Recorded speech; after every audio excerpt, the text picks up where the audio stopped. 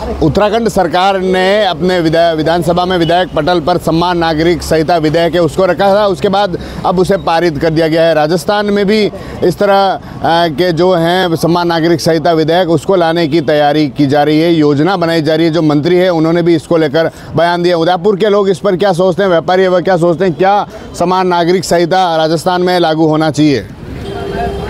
धन्यवाद आपका मेरे विचार जानने के लिए। समान नागरिक संहिता जैसे कानून,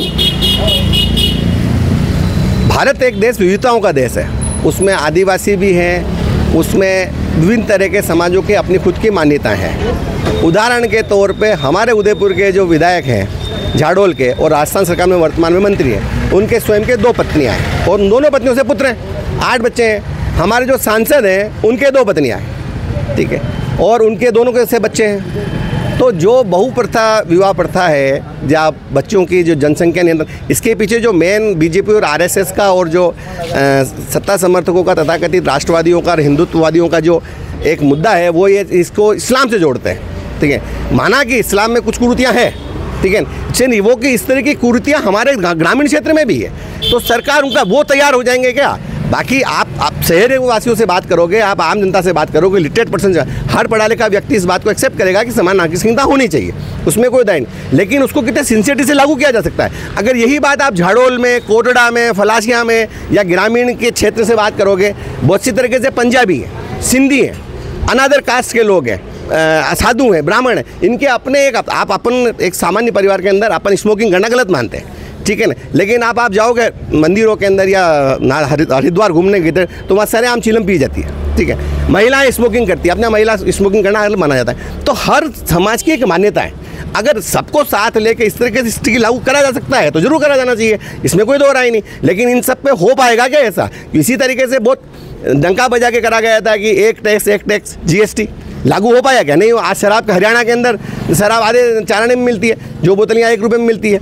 इसी तरीके पेट्रोल के दाम सब लगते रखे। सरकार सीरियसली अगर किसी को लागू करे तो स्वागत योग्य कदम है। इस तरीके से हो पाता नहीं है, लेकिन ये प्रपोज ना करके चुनाव के मुद्दा उठाया जाता है। क्या लगता है आपको, लागू होना चाहिए नहीं होना चाहिए? लागू होना चाहिए, लेकिन मुझे नहीं लगता है कि लागू होने के पीछे लक्ष्य लागू करना है।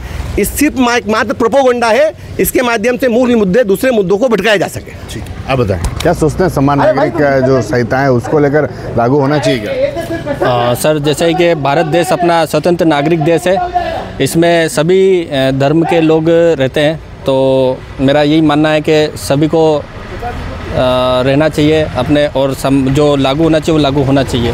क्या लगता है कि कैसे इस तरह लागू होगा तो किस तरह का फ़ायदा मिलेगा? सर, जैसे कि आज जो जिन चीज़ों के लिए रेटें बढ़ रही है, भाव बढ़ रहे हैं, तो कहीं ना कहीं जनसंख्या भी बढ़ रही है उसके साथ साथ में। और जो जीएसटी लागू हुआ तो जीएसटी आम लोग जो जीवन यापन कर रहे हैं उनका तो कोई फ़ायदा है ही नहीं। व्यापारी भाइयों का जो है, आज जैसा हम कोई भी चीज़ अगर खरीदते हैं तो सारी चीज़ें ऑनलाइन में मंगाते हैं, ऑफलाइन में ख़रीदो ना तो उसमें भी फ़ायदा होगा। भाई यहाँ के व्यापारी भाई हैं, उनसे ऑफलाइन में माल ख़रीदो तो आयात भी बढ़ेगी, सब कुछ होगा, तो रेटें भी थोड़ी सी कहीं ना कहीं कम होगी ना।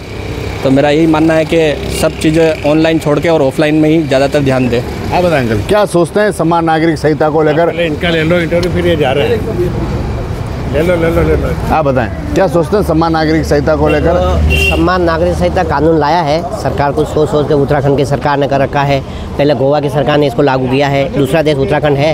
इसमें सर्वधर्म सभी समाज और उनके सांस्कृतिक जो रीति रिवाज है, उनके जो भी कानून बने हुए हैं, जैसे आदिवासियों के कुछ प्रथाएं बनी हुई हैं उसका है, मुस्लिम समुदाय का है, क्रिश्चियन ईसाई समुदाय का है, या जितने भी फारसी है, पंजाबी है, इन सब का सोच के और उनकी नीतियाँ और उनकी संस्कृति विरासतों को लेकर उसको लागू करना चाहिए है। और जिसमें दीवानी और फौजदारी दोनों में सुविधा मिलनी चाहिए है। तो खाली फौजदारी में सुविधा मिलने से शादी बहु विवाह है, हलाला है, ये तो एक प्रोपेगेंडा है, स्टंट है। बाकी उनको उनके अधिकार, सामाजिक अधिकार, उनके आर्थिक अधिकार, उनके क्षेत्रीय अधिकार, वो उनको सब मिलना चाहिए। और मैं इस यूसीसी के लिए लागू करने के समर्थन में बात करना चाहता हूँ। ठीक है, आप बताएं अंकल, क्या सोचते हैं समान नागरिक संहिता को लेकर, क्या लागू होना चाहिए क्या? ये लागू होना चाहिए, वास्तव में लागू होना चाहिए, और सरकार इसको सख्ती से लागू करे।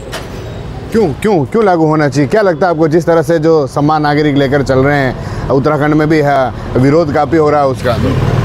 देखो, हर बात जो अच्छी बात निकलती है उसका विरोध होता है, और समान नागरिकता में सबको एक ही पावर मिल जाता है। और ये फिरका परिस्थिति जो चलती है ना, फिर वो नहीं होगी। जो आम झगड़े वगैरह होते हैं समझ जातिवादी के, वो भी नहीं होंगे। इसलिए ये कानून तो लागू होना चाहिए।